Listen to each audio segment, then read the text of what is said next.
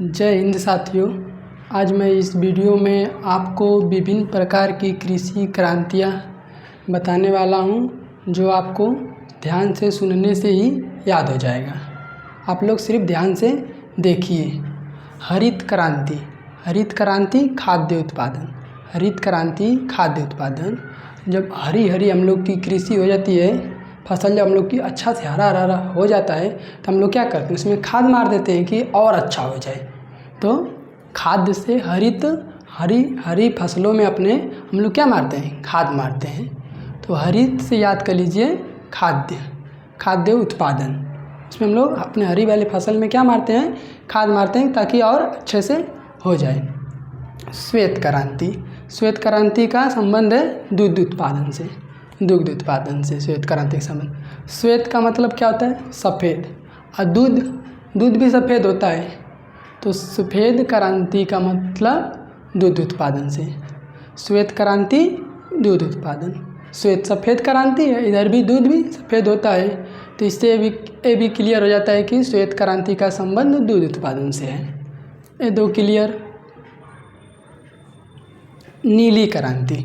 नीली क्रांति का संबंध है मत्स्य उत्पादन से। नीली क्रांति का संबंध है मत्स्य उत्पादन से। तो मछली को हम लोग संस्कृत में क्या बोलते हैं, मत्स्य। मछली को हम लोग संस्कृत में क्या बोलते हैं, मत्स्य। मछली कहाँ रहती है, पानी में। पानी का रंग कैसा होता है, नीला। बहुत लोग बोलते हैं कलरलेस होता है, लेकिन यहाँ पर साइंस मत लगाइए आप लोग। दिखने में तो पानी नीला ही रहता है ना, दिखने में पानी नीला रहता है। तो नीली क्रांति का संबंध है मत्स्य उत्पादन से। मत्स्य को संस्कृत में क्या कहते हैं, मछली। मछली कहाँ रहती है, पानी में। पानी का रंग कैसा होता है, नीला। तो नीला इधर, नीला इधर। पानी कैसा होता है, नीला। मछली पानी में रहती है तो नीला। तो नीली क्रांति का संबंध है मत्स्य उत्पादन से। भूरी क्रांति।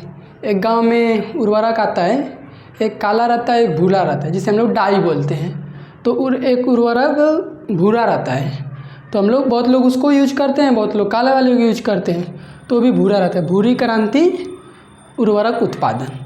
वो डाई कैसा रहता है, भूरा रहता है। ब्लैक आता है, एक भूरा आता है, तो भी क्या रहता है, भूरा रहता है। तो भूरी क्रांति का संबंध है उर्वरक उत्पादन से।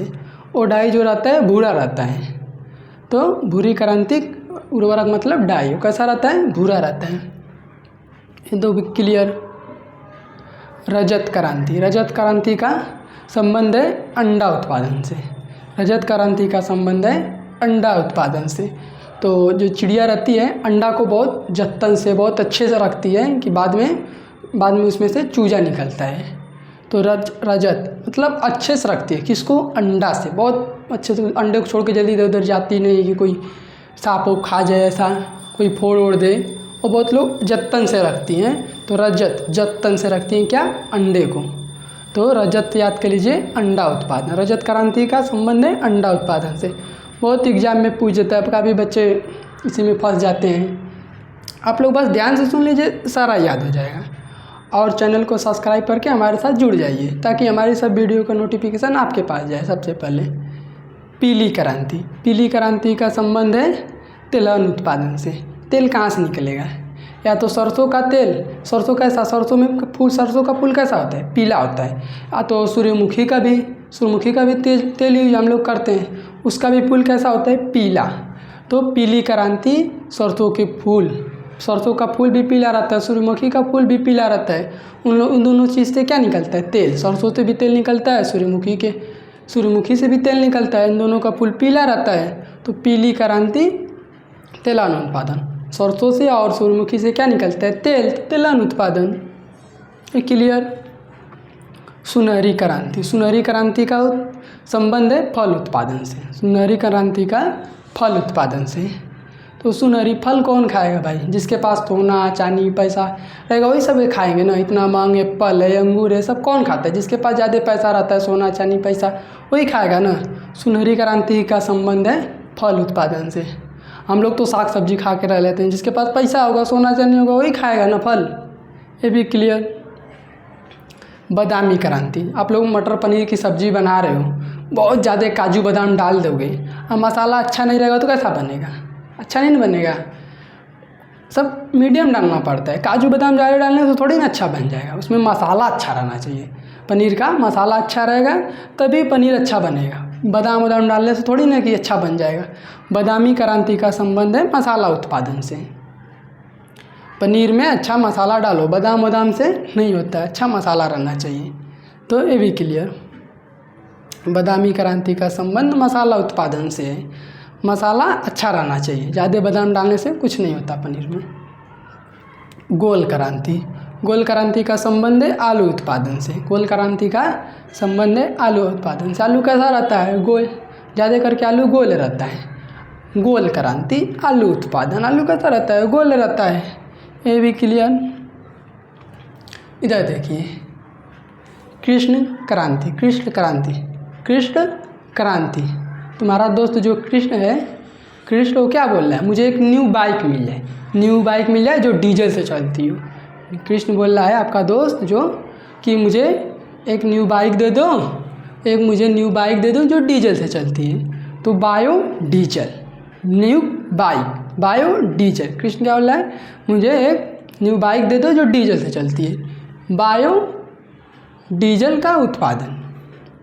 कृष्ण भाई बोल रहे हैं आपके दोस्त कि मुझे एक न्यू बाइक दे दो जो डीजल से चलती हो।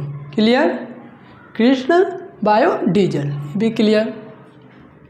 टमाटर, लाल क्रांति का संबंध किससे? लाल क्रांति का संबंध टमाटर और मांस उत्पादन से। लाल क्रांति का संबंध टमाटर और मांस उत्पादन से। तो टमाटर का रंग कैसा होता है?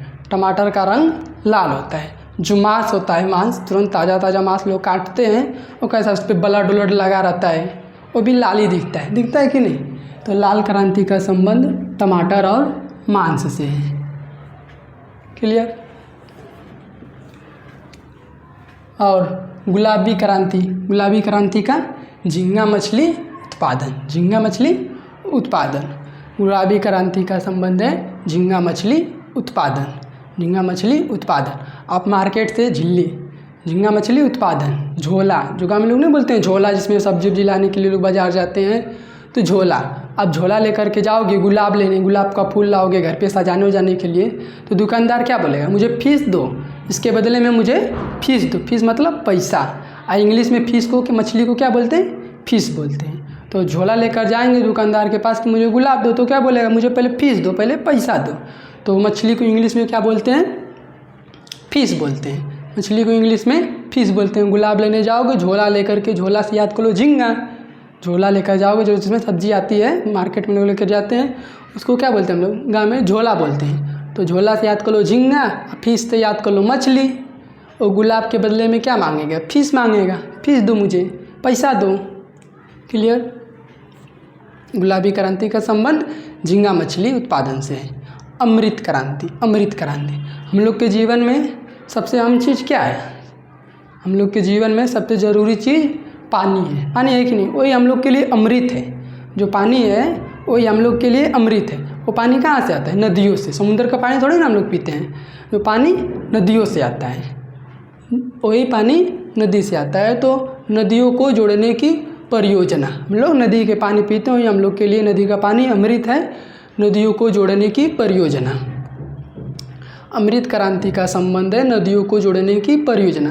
हम लोग, नदी का पानी ही हम लोग के लिए अमृत है। नदियों को जोड़ने की परियोजना।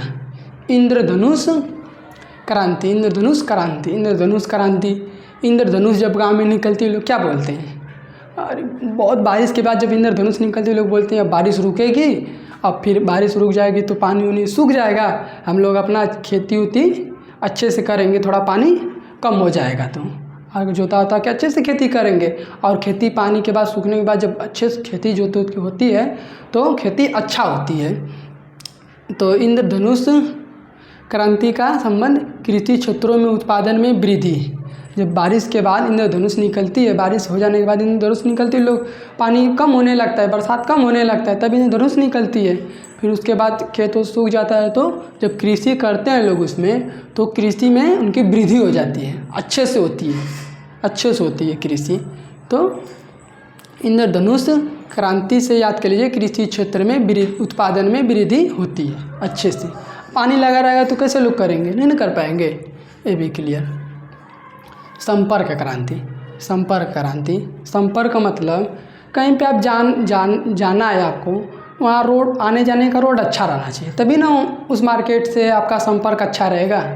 कहीं ना आपको जाना है तो रोड अच्छा रहेगा, तभी ना आपका संपर्क अच्छा रहेगा, जल्दी जाओगे जल्दी से चले आओगे।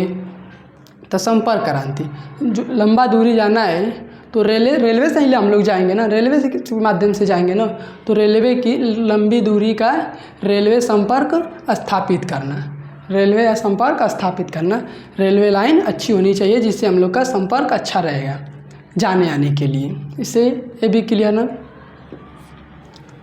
अच्छी रेलवे लाइन रहनी चाहिए जिससे हम लोग आवाजाही कर सकें, उससे हम लोग का संपर्क अच्छा बना रहेगा।